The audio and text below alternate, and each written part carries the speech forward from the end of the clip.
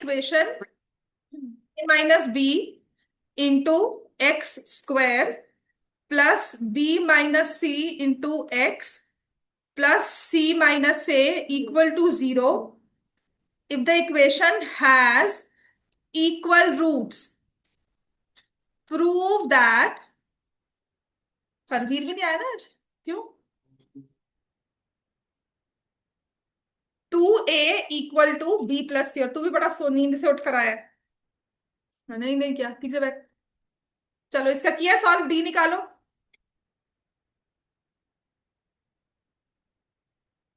Final है test आपका Friday को होगा।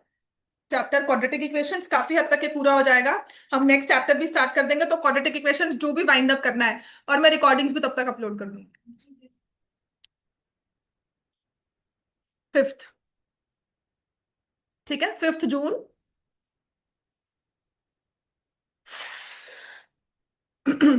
तो आपने सिर्फ इसमें डी निकालना है, और इक्वल रूट्स का मतलब है D is equal to zero.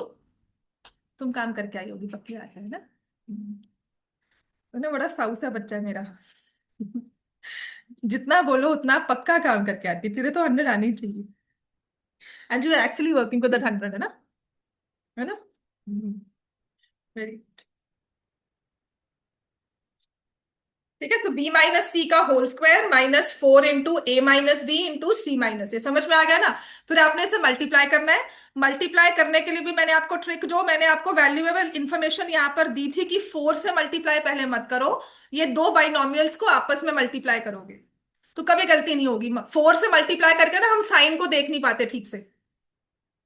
So it will be a c minus b c minus a square plus a b equal to zero.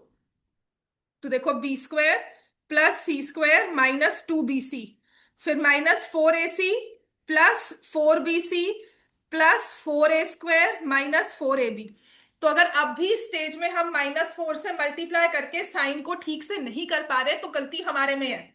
आपको अपने आप को इवेल्युएट करना है कि क्यों हम साइंस को ध्यान से नहीं देख रहे। समझ में आ गई बात ये? तो अब यहां से देखो क्या होगा। कुछ टर्म कैंसिल हो रही है। ये मैं 4a से a² ले आती हूँ, b² ये टर्म आ गई। Then I write c², squares की टर्म को पहले लिख लिया।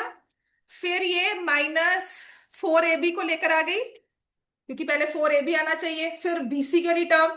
अब bc वाली टर्म्स में 4bc है और 2bc है, तो it becomes +2bc and this is -4ac।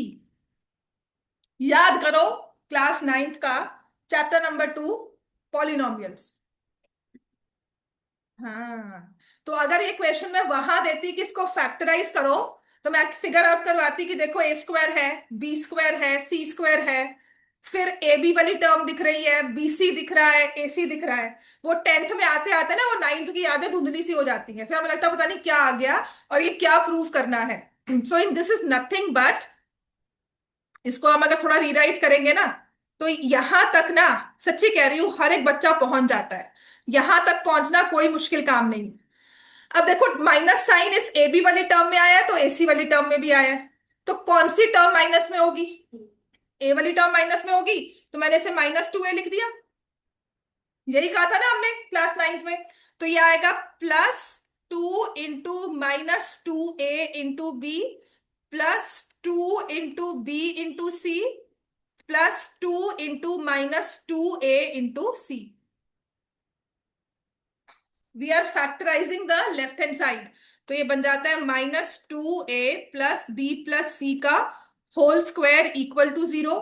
एक परफेक्ट स्क्वायर का जीरो होने का मतलब है कि अंदर की टर्म जीरो होगी, अदरवाइज कभी भी परफेक्ट स्क्वायर जीरो नहीं हो सकता, ना ही जीरो से छोटा हो सकता है। ठीक है, तो ये आ गया -2a + b + c = 0, और ये देखो हमने प्रूव कर दिया। बस यही एक ट्रांजिशन था जो इस क्वेश्चन के लिए बहुत ज्यादा इंपॉर्टेंट था। समझ में आ गया? बाकी कुछ भी नहीं चाहिए हमें, सिर्फ अगर ये ट्रांजिशन समझ लेते कि it is a + b + c का होल स्क्वायर, तो आपके लिए पूरा क्वेश्चन प्रूव करना बहुत आसान है।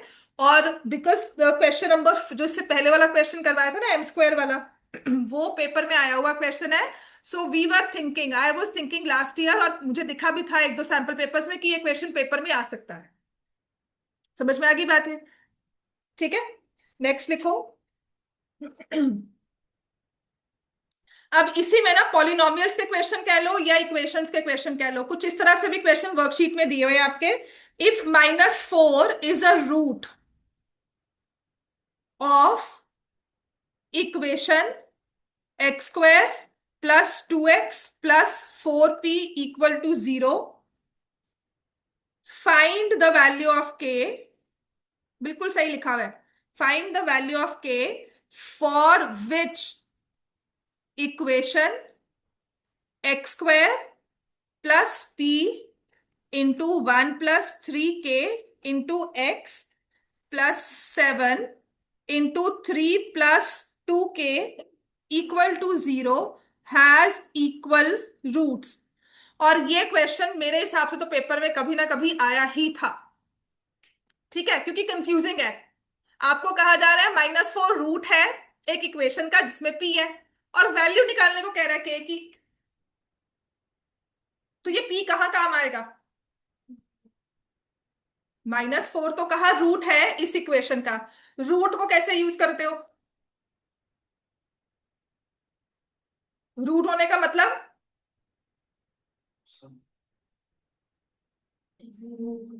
जीरो दी हुई है। एक्स की वैल्यू क्या दी हुई है? -4। ये -4 क्या करती है? Satisfies the equation. मतलब लेफ्ट हैंड साइड को बिल्कुल बैलेंस करेगी, राइट हैंड साइड के इक्वल करेगी। तो आप ना इतना तो सोच ही लोगे, सीरियसली कह रही हो, कि इफ -4 इज अ रूट ना, सब बच्चे ये सोच लेंगे कि एक्स की जगह -4 पुट कर दो।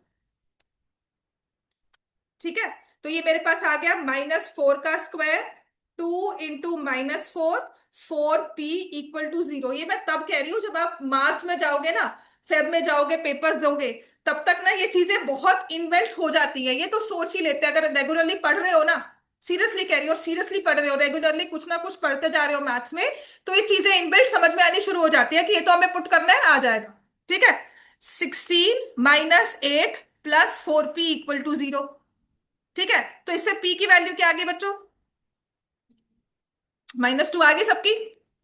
p की वैल्यू -2 है। तो कहते हैं कि अब ये k की वैल्यू निकालो।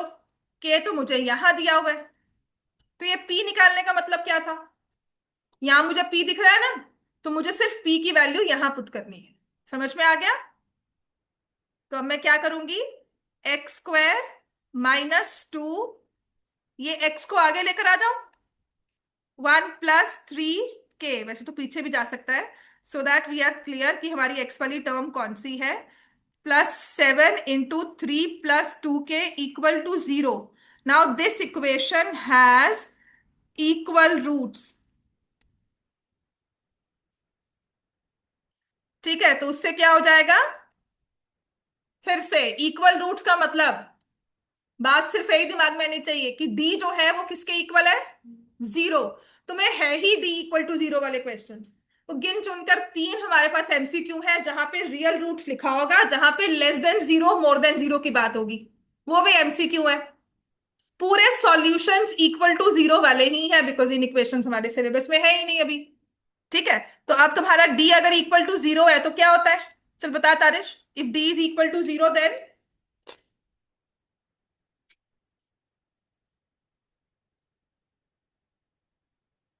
इफ डी इज =0 क्या लेते हैं?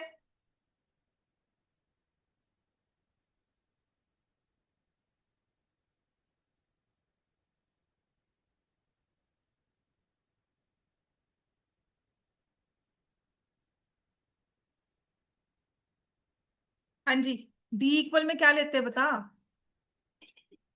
मैं कितनी बारी कहा हुआ है, पीछे तो कुछ लिखा होगा क्रिया रजिस्टर लेकर आया अब। हाँ, तो फिर क्यों नहीं हम देख लेते? तुम्हें यही करना है, बस पीछे पलट कर दे, तभी करो नींद से उठ कर आया है, आंखों से ही लग रहा है। हाँ। हाँ, लेकिन d = 0 है तो इसको कैसे यूज करते हैं वो तो मुझे पता है, इक्वल एंड रियल रूट्स। लिखो। अब वरदान बताओ, b की वैल्यू क्या है?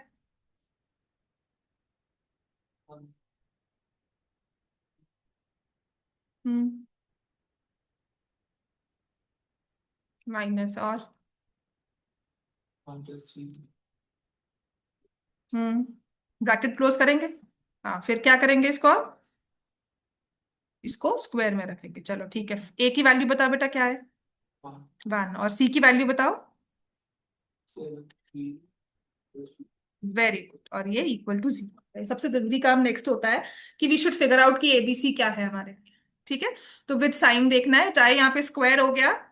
अब सहज तुम बताओ, ये -2 को स्क्वायर करेंगे कि नहीं करेंगे? करेंगे, तो क्या आंसर आएगा यहाँ पे? और ब्रैकेट्स में और क्या होगा? बस, इसको नहीं स्क्वायर करेंगे? करना है ना, हाँ। तो यहाँ पर दिस इज 28, 3 + 2 के। चल सॉल्व कर बच्चे, आगे आगे। Now open square. 1 + 9 के स्क्वायर +6 के -28 3 कितना होता है? किया है रबनूर? 28 3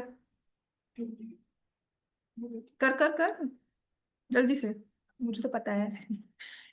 ये सब तुम्हारी अटेंशन, मुझे लग रहा है नींद से उठकर आए हो सब, क्योंकि गर्मी के दिन है, छुट्टियां हैं, है ना। टेस्ट मैं ले नहीं रही हूँ, पता नहीं कब होगा, देख लेंगे। सो 24 के -84 -56 के इक्वल टू 0। 36 के स्क्वायर माइनस, अगर इसको सब्ट्रैक्ट करेंगे 32 आएगा। 32 के -80 इक्वल टू 0, है ना।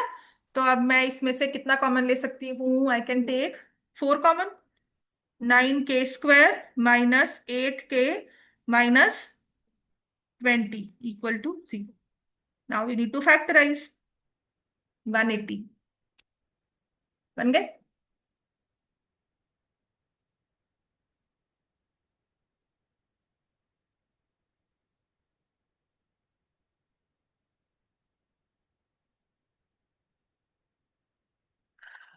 हरसिमरत फैक्टर्स बन गए।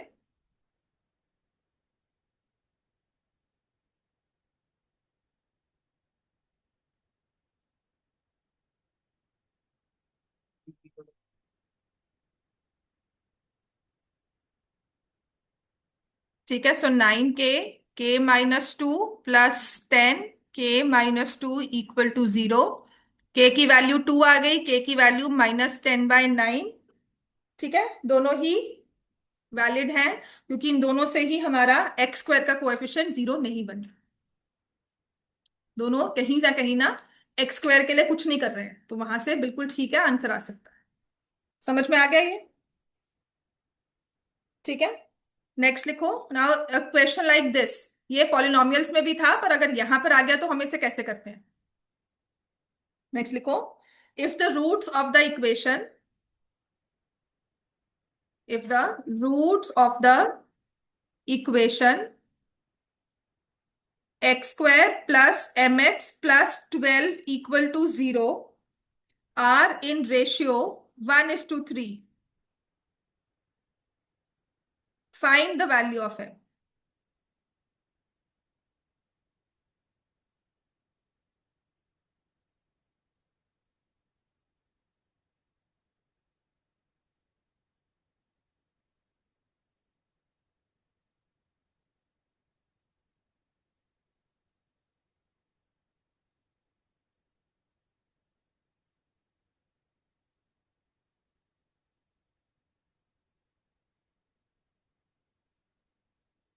अब चाहे ये इक्वेशंस में दिया हुआ है, लेकिन फॉर्मूला यूज, एक्स ना लेना क्योंकि एक्स हमारा वेरिएबल है ना। वाई भी नहीं लेना। क्या ले लो? ए ले लो, पी ले लो, ठीक है। Take some other variable. Y भी ना लो, क्योंकि वाई ले सकते हो, बट क्योंकि यूजुअली हम लिखते हैं पॉलिनोमियल्स में होगा तो वहां पे वाई आ जाएगा, वाई इक्वल टू, तो इसलिए वहां भी मत लो। Take any other value then X and Y, because वो स्टैंडर्ड्स होते हैं एक्स एक्सिस और वाई एक्सिस के लिए। ठीक है, तो आप उसको एज ए कांस्टेंट ले सकते हो, जैसे पी कांस्टेंट होता है वो ले सकते हो। ठीक है, अब चाहे ये क्वेश्चन इक्वेशंस में दिया हुआ है, लेकिन अगर थोड़ा बहुत पॉलिनोमियल्स याद है, उससे बहुत इजीली क्वेश्चन हो जाएगा। ठीक है, तो मान लो अगर मुझे ये इक्वेशंस में भी दिया हुआ है ना, तो कहीं ना कहीं मुश्किल ही आती है, आएगी मुश्किल। तो if I say let the roots are 1a and 3a। तो 1a पुट करोगे, 1a² + m × 1a + 12 equal to 0। तो ये आ गया a² + am + 12 = 0। यही आता है। फिर अगर हम 3a पुट करते हैं, सो 3a² + m × 3a + 12 = 0। तो क्या हो जाएगा बच्चों ये? 9a² + 3am + 12 = 0। m की वैल्यू चाहिए। तो यहां से a² की वैल्यू क्या है? -am - 12। यहां से भी वही करना होगा।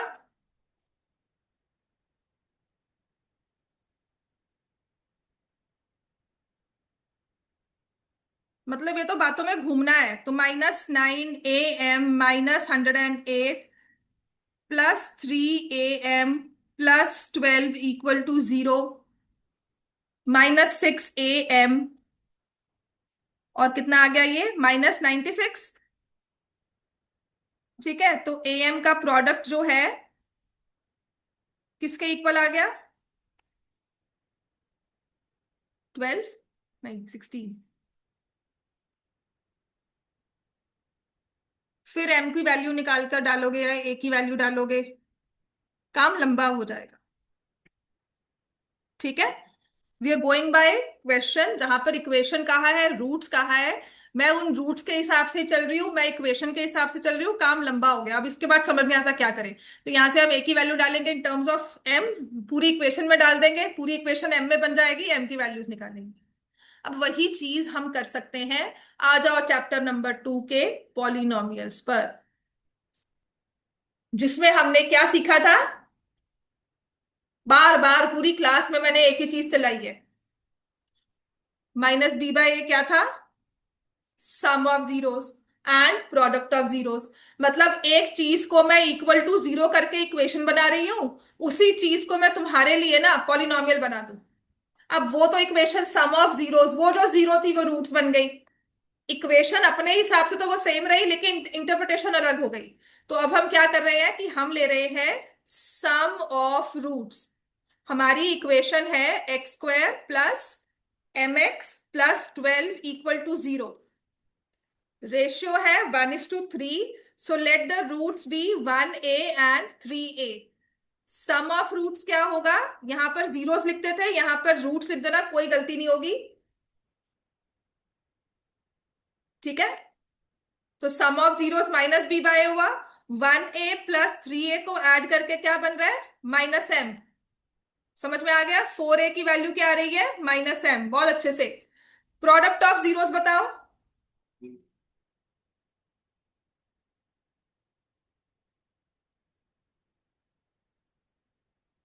इसी सेम क्वेश्चन में प्रोडक्ट ऑफ जीरोस क्या है? ये थी, तो that is 12। So 1a × 3a = 12। 3a² = 12। a² की वैल्यू किसके आ गई? =4। तुम्हें a की वैल्यू नहीं निकालनी, तुम्हें m की वैल्यू निकालनी है। तो a की वैल्यू क्या है? -m/4। तो यहां से a की वैल्यू मैंने पुट कर दिया m। ठीक है, सो -m/4 का होल स्क्वायर = 4। हाँ जी, सॉल्व करो अब इसको। m² / 16 = 4। m² = 64। m की वैल्यू क्या आ गई? +-8। तो चाहे ये क्वेश्चन इक्वेशंस में दिया था, पर इसको आपने सम और जीरो से ही करना है, सम एंड प्रोडक्ट से ही करना है। बात समझ में आई है? चलो नेक्स्ट तरह के क्वेश्चन लिखो। अच्छा, ये वाला क्वेश्चन बड़ा अच्छा है। ठीक है, विच सेज, लिखो। हाँ जी।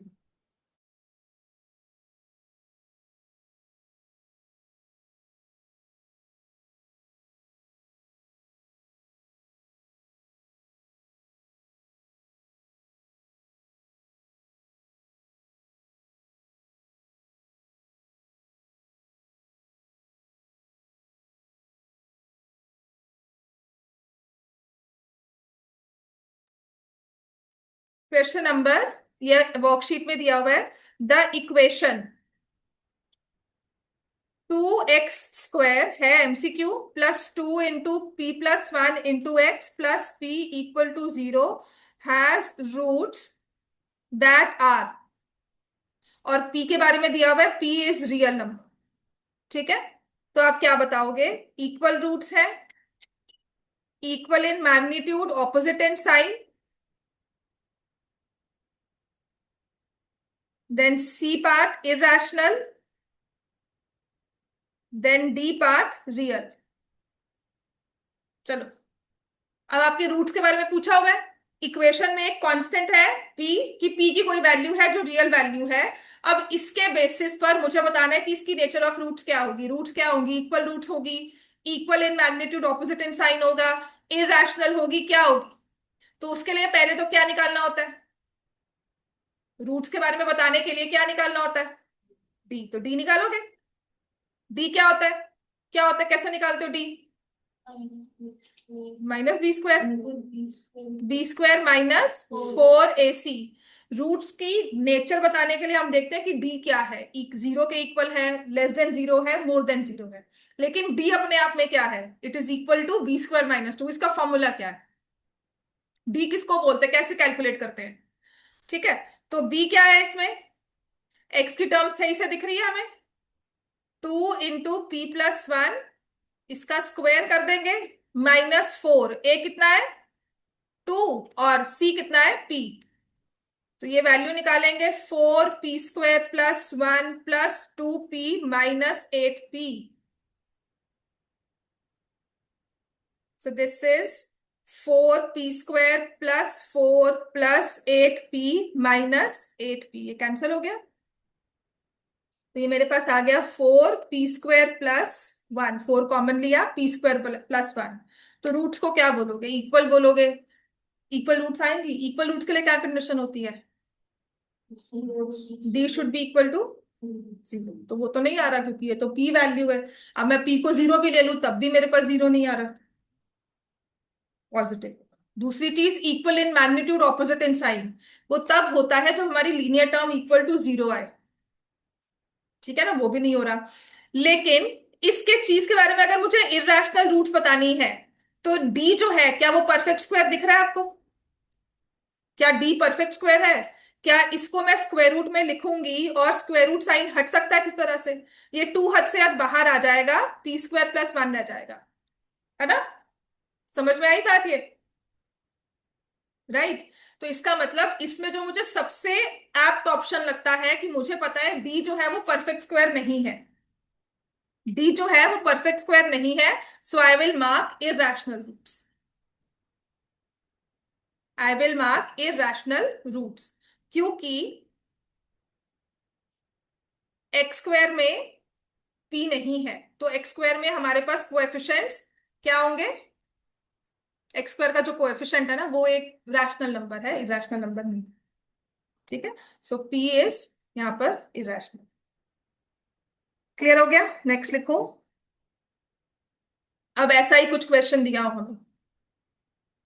तुम ना जब क्लास में आते हो अपनी नींद उठाकर आया करो। एक तो वैसे तेरे को समझ नहीं आता, अब तो बिल्कुल सोया हुआ हालत में। बिल्कुल वहां पे ऐसे है कि अगर मैं 2 मिनट तुम्हें और ढील दे दूं ना दिख रहा हूँ यहाँ पे कुछ, तो ऐसे लगा कर आराम से मस्त एसी लगाया सो जाए हम। वो हालत है। ऐसे क्लास में आने का कोई फायदा नहीं, बट ऐसे पढ़ने का भी कोई फायदा ना, मुझे मजा आएगा ना तेरे को मजा आएगा। मैं बोली जाऊंगी फालतू में। ठीक है, एक तो हमें मैथ्स वैसे ही समझ नहीं आती, ऊपर से हमारा एटीट्यूड भी वैसा है। मतलब मुझे गुस्सा ही आता है। उससे अच्छा होता है जहां वहां बैठो जहां पर तुम्हारे लिए कोई बॉदर ही नहीं कर रहा है। So for the equation, for the equation, तुम्हें इतनी बार डी करवा दिया, तुम्हें वो नहीं पता क्या है, तुम्हें वैल्यू निकालने का पता है, तुम्हें वो नहीं पता। फिर हम ये नहीं कर सकते, हम यहाँ देख रहे हैं, यहाँ देख रहे हैं, क्या सोच रहे हैं, ये नहीं कि पीछे पलटी मार कर देख ले, कुछ पेज पलट ले। वो भी मैं तुम्हें बोल रही हूँ तब तुम देख रहे हो। ठीक है ना, ये होता है मिनिमम एफर्ट कि हमें कुछ करना ही नहीं है। जब करना नहीं है ना तो सीरियसली इस क्लास में मत आओ। x² + 11x + 6k = 0, this equation, the roots are rational. The roots are rational. Find the smallest value of k. Find the smallest value of k. इसकी रूट्स बता रहे हैं रैशनल है, तो अब आपको बताना है कि k की स्मॉलेस्ट वैल्यू क्या हो सकती है। Another different kind of a question, अगर हम कॉम्पिटेंसी बेस में जाते हैं ना, तो हाँ ये क्वेश्चन पेपर में आ सकता है। क्योंकि ऐसा कुछ नहीं है जो नहीं बताया हुआ। जब भी रूट्स के बारे में पूछा हुआ है, क्या निकालना है? निकालो। b² - 4ac। तो क्या आ जाएगा? b की वैल्यू क्या है?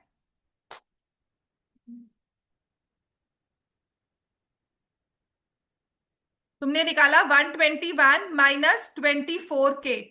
अब तुम्हें रूट्स को बनाना है रैशनल। रैशनल बनाने का मतलब क्या होता है? For roots to be rational, D को क्या होना चाहिए? Perfect square. D should be a perfect square. ठीक है, स्मॉलेस्ट वैल्यू ऑफ के में ना इंटीजर वैल्यू लिख लो। इंटीजर ही लिखोगे? पॉजिटिव इंटीजर में लिख लो, वरना और हो जाएगा। ठीक है, स्मॉलेस्ट वैल्यू ऑफ के। सो आई स्टार्ट पुटिंग के की वैल्यू 1 पुट करते हैं, टेक के की वैल्यू 2 पुट करते हैं। कब परफेक्ट स्क्वायर बनता है? 124 - 24 × 1 क्या परफेक्ट स्क्वायर आता है? सॉल्व करो। 121 - 24 × 2, 121 - 24 × 3, 121 - 24 × 4, 121 - 24 × 5। 3 पे हो रहा है, 5 पे भी हो रहा है। हाँ, वेरी गुड। ठीक है, तो अगर रेंज दे दे कि के इज लेस देन 5, तो कब कितनी वैल्यूज पुट करोगे? के इज लेस देन 7 तो कितनी वैल्यूज पुट करोगे? ठीक है, तो हमारे लिए स्मॉलेस्ट वैल्यू है, जब 121 से 24 माइनस किया, कितना आंसर आएगा? 98। 98 नहीं, 97 नहीं आएगा। 121 और 24 माइनस करोगे, 11 में से 4 माइनस क्या 7 नहीं होता? कैसे 98 है? हाँ, 121 - 48 किया, 73। ये भी परफेक्ट स्क्वायर नहीं है। लेकिन 121 में से 72 माइनस किया तो कितना आ गया अपने पास? 49। ये परफेक्ट स्क्वायर है। तो smallest value of k will be 3 for the roots to be rational. अरे कितनी बड़ी आवाज से आ रही है, अच्छा है, बाहर चला जा। सिंपली यॉर्निंग, डिसइंटरेस्टेड पूरा अवॉइड करो, और उससे अच्छी हमारी यॉर्निंग है। पता क्या है, गुस्सा ही आता है देखकर ऐसे बच्चे को। मुझे तो वैसे ही बहुत गुस्सा आता है। चलो नेक्स्ट लिखो, क्योंकि कल हम लोग करेंगे स्टेटमेंट प्रॉब्लम्स। अब इसमें ना एक इस तरह का क्वेश्चन आता है जिसमें इक्वेशंस होती हैं ए एंड बी में, and such type of questions also 3 marks के लिए पेपर में आए हुए हैं। ठीक है, उसमें सबसे इंपॉर्टेंट वाले क्वेश्चंस जो मैंने इनिशियली करवाए होंगे वो ये वाला है, 1/a plus 1/b plus 1/x। अभी आपके सितंबर टेस्ट में कहीं ना कहीं ये क्वेश्चन किसी स्कूल के पेपर में तो आ जाए। ठीक है, this is 1/a plus b plus x. इसी का एक प्रोटोटाइप और है, जिसमें ना लिखा जाता है 1/2a plus b plus 2x equal to 1/2a plus 1/b plus 1/2x। दो तरह के क्वेश्चन है, दोनों को सॉल्विंग का मेथड सेम है, बस यहां पर सिर्फ वैल्यूज थोड़ी बहुत इंटरचेंज हुई है। तो इनको आप सॉल्व कैसे करेंगे?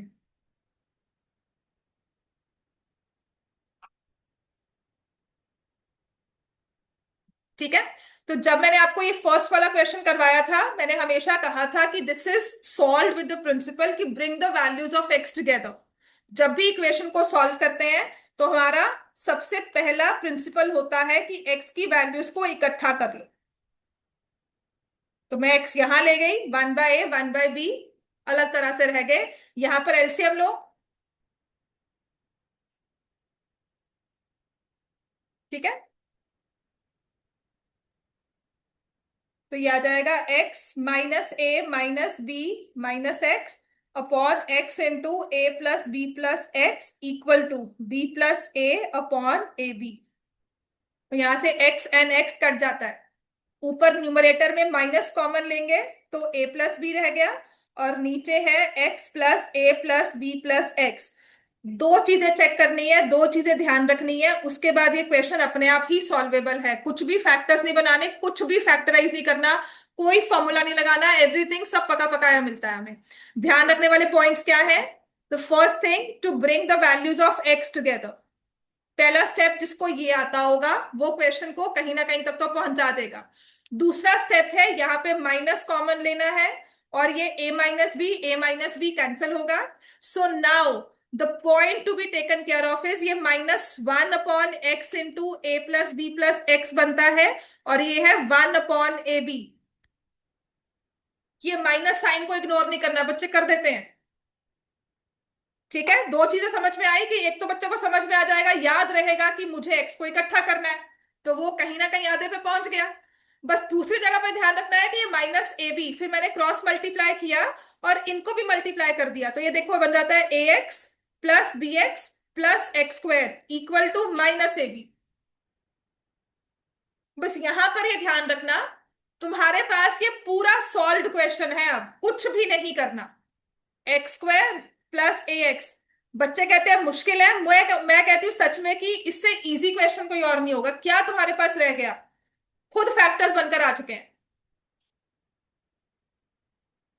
180 तक पे हम सोचते हैं कि फैक्टर्स क्या होंगे, 10 एंड 18, उस पे भी हम सोच रहे हैं, लेकिन यहाँ तो खुद वही फैक्टर्स वो भी ए बी में बनकर आए हुए हैं. तो इससे इजी तो हमारे पास कुछ भी नहीं हो सकता. और बस दो चीजें ध्यान रखनी है. यहाँ पे बी कॉमन. ठीक है, सो बी कॉमन लिया, x plus a equal to 0, so I have x plus b into x plus a equal to 0. So x की वैल्यू -b, x की वैल्यू -a. ऐसे ही अगर तुम्हारा 2a हो गया तो may B I think -b/2 आता है या -a/2 आता है, कुछ ऐसे ही हो जाता है. बिल्कुल सेम वे में क्वेश्चन सॉल्व होगा. पेपर में आ सकता है, आया भी हुआ है, बोर्ड्स में आया हुआ क्वेश्चन है. समझ में आएगा 3 मार्क्स के लिए. ठीक है, अब नेक्स्ट तरह के क्वेश्चंस है, मैंने ना वर्कशीट में लिखा होगा equations involving variables as constants. अब होता क्या है, मान लो कुछ ऐसा क्वेश्चन दिया हुआ है, 3a² x² plus 8ab(x) plus 4b² equal to 0. पहले तो क्वाड्रेटिक इक्वेशन, उसमें ए बी और. ठीक है, हाँ तुझे भी नींद आने लगी अब. उड़ जा, उड़ जाओ, नींद पूरी करके आया करो, छुट्टियां हैं ये, कोई सोने के लिए नहीं आए हो यहाँ पे. है ना, और typical teacher sleep and your future will also sleep, your boards will also sleep, marks will also sleep. है ना, तो पढ़ लो बच्चों. मुझे पता है, अगर मेरी बात सोचो ना तो मुझे भी लगता है कि मैं क्यों पढ़ा रही हूँ, छोड़ो परे, थोड़ा रिलैक्स कर दे, छुट्टी कर देते. But don't have that option because obviously I look at February. ये छोटी छोटी चीजें जो है ना, थोड़ा टाइम जो है यहाँ स्पेंड करना, थोड़ी बातें कर लेनी है, तभी कर पा रहे हैं क्योंकि हम क्लासेस मिस नहीं करते हैं. वरना रश में कराएंगे सब कुछ, मैं फटाफट से कराऊंगी, लिखी जाओ करवाओ. नहीं समझ में आ रहा, कोई बात नहीं, मुझे और क्वेश्चंस करवाने हैं. बात समझ में आई? अभी मैं डांट पा रही हूँ इसीलिए, क्योंकि अदरवाइज बॉदर भी नहीं करूंगी, नहीं पढ़ा नासी, कोई बात नहीं, बाकी 10 पढ़ रहे हैं, ठीक है. बात समझ में आया? चलो, अब इस वाले क्वेश्चन को ना, होता क्या है, आपको मैंने ना क्लास 9th में थोड़े बहुत क्वेश्चंस करवाए थे फैक्टराइज वाले, जिसमें मैंने कहा था कि ये 3a² है और 4b² है. 12a² b² हो गया. आपको 12a² b² के फैक्टर्स करने हैं एज 6ab 2ab, ताकि हमें ये 8ab मिल जाए. जो ये बच्चा कर लेगा बहुत अच्छी बात है. अब ये क्वेश्चन उन बच्चों के लिए जिनको ये नहीं समझ में आता, तो तुम्हारे पास पूरा मैकेनिकल एक फॉर्मूला है, जो कि तुम कहते हो D = b² - 4ac. बस ये समझ लेना b क्या है, वो ab वाली टर्म नहीं है यहाँ पे. समझ में आ गया? और x क्या होता है, -b plus minus square root of d/2a. जब ये फैक्टराइजेशन हमें समझ में नहीं आ रही है, गो बाय फॉर्मूलाज. ठीक है, तो d कैसे निकालोगे बताओ? b की वैल्यू क्या लोगे? 8ab² 4a कितना होगा, 3a². c कितना होगा, 4b².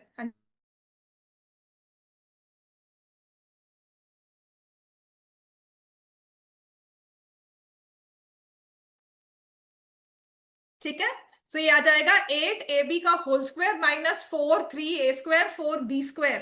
So this is 64a²b². 4 3 = 12, 12 4 = 48, 48a²b². हाँ जी, माइनस करो बच्चों, क्या आएगा?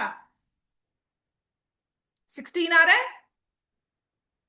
16a²b². तो कल किसी ने भी कहा ना मैम ए बी वाले क्वेश्चन सॉल्व नहीं होते, मतलब तुम फॉर्मूला मेथड नहीं लगा रहे हो. तुम कह रहे हो फैक्टराइज करना है, फैक्टराइज तुमसे होगा ही नहीं. स्प्लिटिंग ऑफ मिडिल टर्म तुमसे नहीं हो रही है, तो इस पे आ जाओ. कुछ नहीं सोचना, आंसर तो निकाल दिया. ठीक है, तो यहां से हम क्या करेंगे, x equal to -8ab plus minus square root of 16a² b²। ऐसे वाले क्वेश्चंस में तुम्हारा d परफेक्ट स्क्वायर ही आना चाहिए। ऐसे वाले क्वेश्चंस में इट इज वेरी इंपॉर्टेंट, तुम्हें दिया ही वो जाएगा जहां पे डी परफेक्ट स्क्वायर हो। बात समझ में आ गई?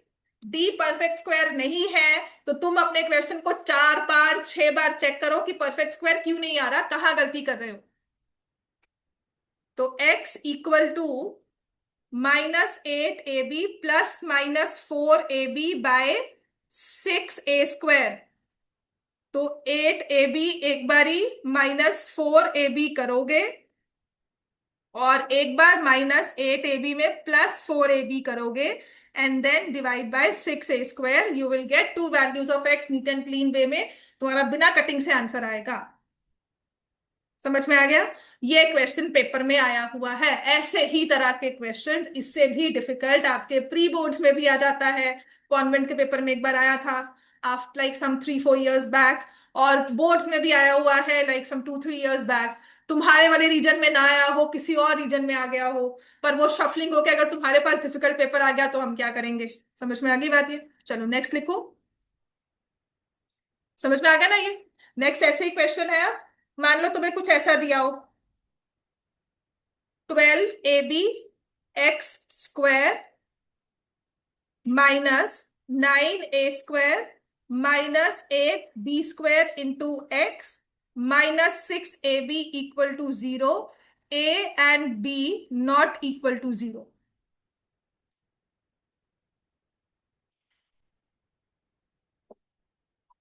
ठीक है, यहां पर पता नहीं साथ में दिया हुआ है कि a और b इक्वल टू 0 नहीं है, तो शायद कैंसिलिंग पॉसिबल हो रही है इसीलिए लिखा हुआ हो सकता है। चलो, अब ऐसे वाले क्वेश्चन में भी आई वुड से कि नहीं फैक्टर समझ में आ रहे ना। अब तुम्हें लगेगा इसको भी हम डी से कर दे, पर थोड़ा ध्यान दो। जब तुम्हारी middle term as sum of two terms लिखी हो ना, मतलब फैक्टराइज फॉर्म है, 99% फैक्टराइज है। तुम जितना मर्जी डी निकाल लो इसमें, बिल्कुल निकालो। 9 -9a² x आ गया, minus minus plus 8b² x आ गया। मतलब एक ये तरीका तो कर ही लेना, कोई फर्क नहीं पड़ता, तुम्हें 3 मार्क्स में आया है। जब तक उसने नहीं लिखा सॉल्व बाय फॉर्मूला, तब तक जो मर्जी मेथड लगाओ। समझ में आया? 3 नंबर में चाहे तुम 2 स्टेप करके आओ, the board is bound to give you, या using factorization, using splitting of middle term, taking common, वो सब जो तुमसे जा सकते हो लिख दो। ठीक है, तो इसमें से तुमने क्या कॉमन लिया, 3a x, क्या बन गया यहाँ पे, 4b x -3a plus 8b², 6ab। मतलब हर बार नहीं डी लगाना, थोड़ा दिमाग भी लगाना है हमने। समझ में आ गया? देर आर टाइप्स जहां पर, अब ये मैं क्यों करवा रही हूं ना, ये पता क्यों करवा रही हूं, क्योंकि ये तुम्हें क्वेश्चन आ सकता है क्वाड्रेटिक पॉलिनोमियल में, verify the relationship between coefficients and zeros, उसमें आ जाएगा। 3 नंबर का वो तो आया भी हुआ है, ए और बी वाले कोएफिशिएंट्स वाला भी आया हुआ है। तुम तो पहले ही रूट्स निकालने में यहाँ पे सिर दर्द लेते हो, तो ऐसे वाले क्वेश्चन में जीरोस देखोगे तो कम से कम डी लगाकर कहीं तो पहुंचेंगे। समझ में आ गया? तो ये हमारे पास आ जाएगा, 2b कॉमन लिया, सो अगेन 4bx -3a बना कि नहीं बना, 3ax + 2b, 4bx -3a। कि अगर इसमें से मैं इक्वल टू 0 हटा दूं ना, ये पॉलिनोमियल ही बन गया है। एक्स की 2 जीरोस आ जाएंगी इसमें, एक्स मतलब we'll have 2 zeros, then we'll verify the relationship between zeros and coefficients. वो जीरोस निकालनी ही मुश्किल है। बात समझ में आ गई? और यहाँ पे इक्वल टू 0 लिख देना अगर इक्वेशन है, नंबर नहीं मिलेंगे, वरना 0 मिल सकता है उसमें, seriously, because this is an equation, you have to write equal to 0। There are times बच्चे जब 0 नहीं लिखते नंबर कट जाते हैं। ठीक है, सो x की वैल्यू आ जाएगी -2b/3a, और यहाँ की x की वैल्यू 3a/4b। अब ऐसा ही एक क्वेश्चन था जो एक्चुअल बोर्ड्स में आया हुआ है, वेरीफाई द रिलेशनशिप करके। समझ में आ गया? नेक्स्ट लिखो।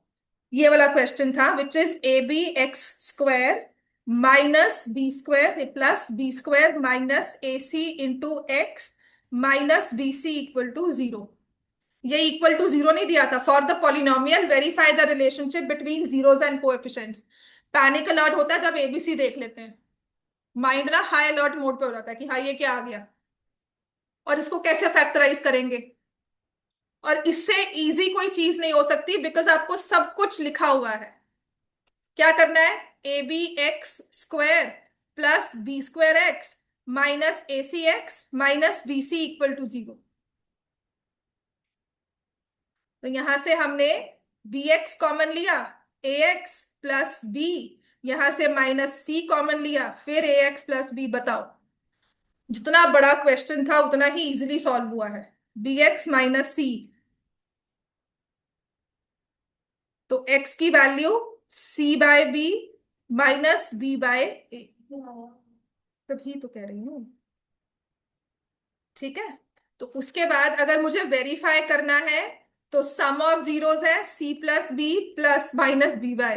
अच्छा, एंड द फैक्ट दैट तुम्हें याद है कि मैंने करवाया हुआ है, वो सबसे बड़ी बात है। ठीक है। हाँ। मेरे को याद नहीं। किसको भी याद हो, मतलब बोला जिसने, मैं तो उसी को बोलूंगी ना। हाँ, तभी कहते हो ना, जो दिखता है जो लिखता है उसको ही उसको नंबर मिलते हैं। किसी के दिमाग में चीज है ना, उसके नंबर नहीं मिलने वाले। मेरे दिमाग में होगा, मैं तुम्हें टेस्ट ऐसे दूंगी, ऐसे क्वेश्चंस प्रैक्टिस कराऊंगी, कोई फायदा नहीं है जब तक मैं उसे प्रैक्टिस में नहीं लेकर आती। कि मैं हर रोज तुम्हें एमसीक्यू दूंगी, मैं हफ्ते में तुम्हें इतने एमसीक्यू करवाऊंगी, वो सब हवाई बातें होती हैं। ठीक है। तो दैट्स व्हाई आई से it's very important you right. मैं क्यों क्लास में बैठ के लिखवाती हूँ? क्योंकि जो दिमाग में है ना, वो सब हवाई बातें हैं। ठीक है। समझ में आ गया? तो वेरीफाई ये हो जाएगा। अब और तरह का क्वेश्चन जो सिर्फ डिस्क्रिमिनेंट से ही होगा, वो ये वाला है। चलो सर, इजी वाला करते हैं थोड़ा, उसके बाद डिफिकल्ट पे आएंगे। जिसमें लिखा है 4x² minus 4a² x plus a⁴ minus b⁴ equal to zero. अब इसमें तुम्हें कोई नहीं दिया हुआ, कुछ भी बनाकर नहीं दिया हुआ कि फैक्टराइज दी हुई है टर्म्स, यहां पर डी ही लगाना है। ठीक है। But there are people who understand कि किस तरह से सब्ट्रैक्ट करेंगे। a² माइनस b⁴ के कैसे फैक्टर्स बन जाएंगे, वो बन जाते हैं, कोई बहुत मुश्किल बात नहीं है। बट थोड़ा हाई लेवल स्किल चाहिए होता है वो समझने के लिए। तो जिनको वो नहीं समझ में आता तो प्लीज, अब तो लगा दी। हाँ जी, जल्दी, क्या देख रहे हो? b² minus 4ac। What is the value of b, what is the value of a, what is the value of c? मैं सच में बोल रही हूँ, ये क्वेश्चन बोर्ड्स में आया हुआ है। सॉल्व फॉर x, वहां आ गया 3 नंबर में, कम से कम 1.5 नंबर ही ले आओ उसमें। ठीक है। नाइन्थ मुश्किल थी, टेंथ तुम्हारे लिए उस कंपैरिजन में तो बहुत ही इजी है। नाइन्थ में ना कोई लिमिट नहीं थी। अगर रैशनलाइजेशन करवा रही हूं ना, तो उसमें कोई ना कोई नई चीज बनकर आ जाएगी। अगर एक्सपोनेंट्स करवा रही हूँ, जितने मर्जी करवा दूं, कुछ नया बनकर आ जाएगा। लेकिन यहां पर ना एक सेट पैटर्न होता ही होता है कि यही चीज आएगी और इसको ऐसे ही सॉल्व करना है।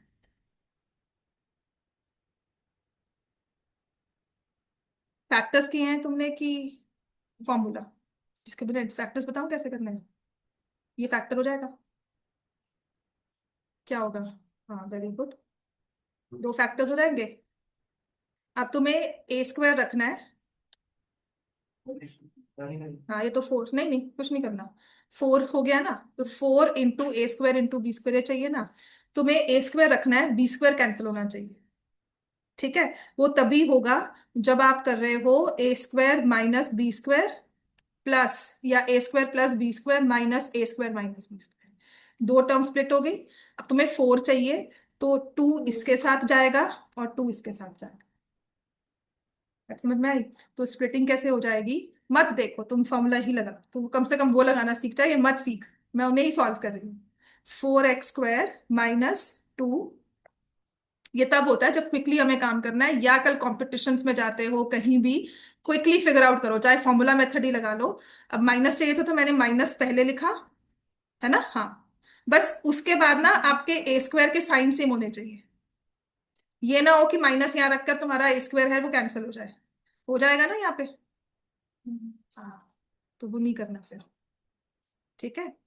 तो अगर मुझे माइनस चाहिए तो मैं कैसे करूंगी?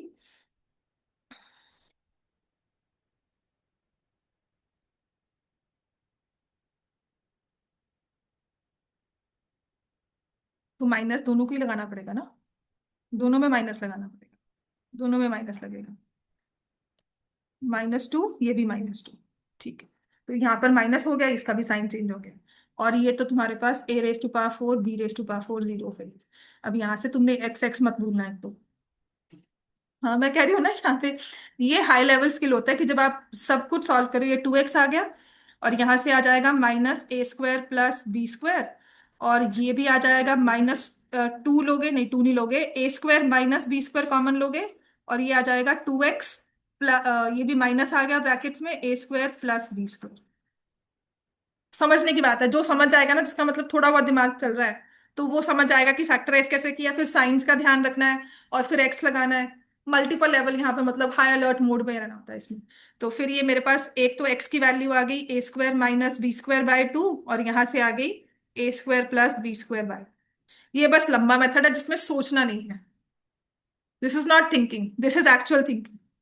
ये लॉजिकल क्रिटिकल थिंकिंग वाला है, ये है कि मैंने टेक्निकल मोड में फॉर वैल्यूज पुट करती रही, बस ठीक है कि प्लस कर दो, माइनस कर दो, प्लस कर दो, वैसा कुछ बना दो।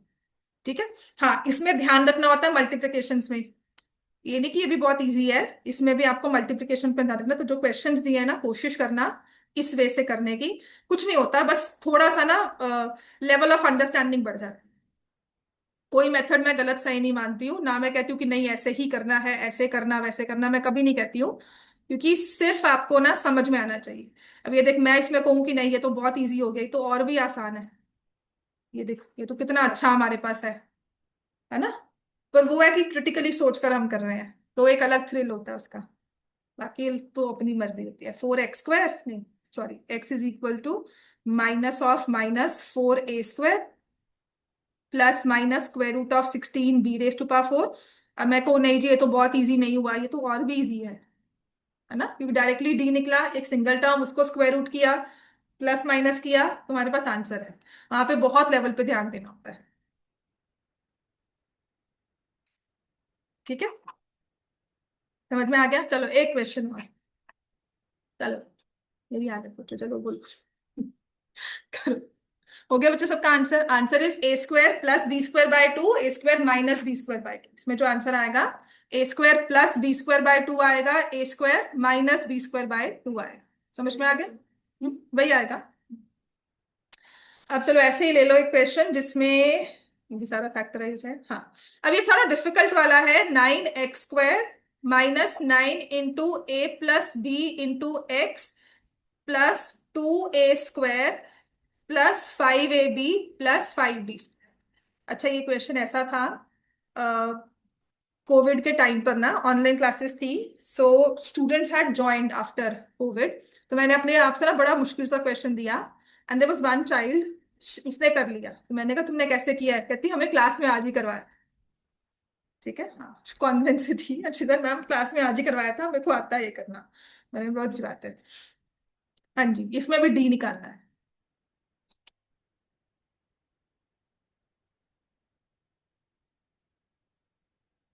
Same question.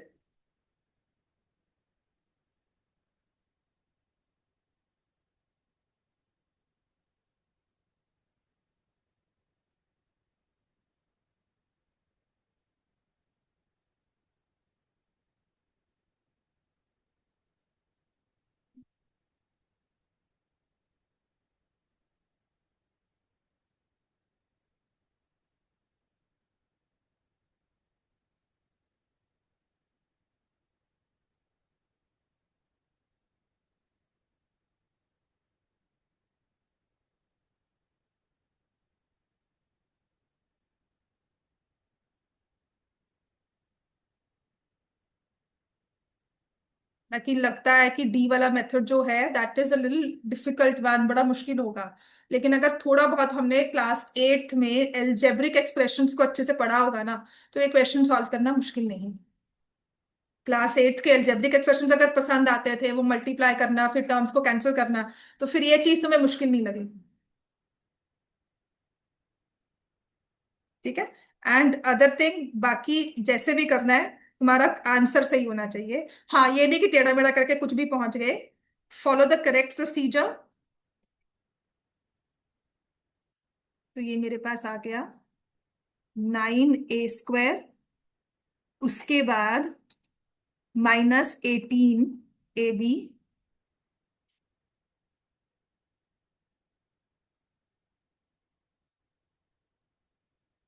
माइनस माइनस आ रहा है।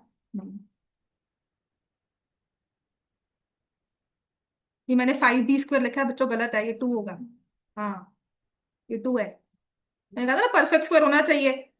परफेक्ट स्क्वायर नहीं है तो कहीं ना कहीं चेक करो, तुमने कुछ गलती की है। तो वहां पे पता लग गया, देखो ये गलती की है हमने, मैंने यहाँ पे लिखने में। This is -72। ठीक है, दिस इज -72b² तो +81, ये भी क्या बन गया, 9b²। ये परफेक्ट स्क्वायर बनना ही चाहिए तुम्हारी स्टेज में ना। नहीं आना चाहिए वो क्वेश्चन जहाँ पे परफेक्ट स्क्वायर नहीं बनता। ठीक है, उसमें तुम कुछ नहीं कर पाओगे अगर मल्टीपल चेक्स के बाद भी आपको लग रहा है। बट एक स्टेज के बाद तो आपको चेक करना ही है। तो can we figure out this is 9a² -2ab + b²। दिमाग चल जाएगा कि 9a - b का होल स्क्वायर है। ठीक है, डी से बाहर मतलब डी जो स्क्वायर रूट वाली टर्म है उससे बाहर आनी चाहिए। समझ में आ गया इतना? Then will solve for x. 9 of a + b ±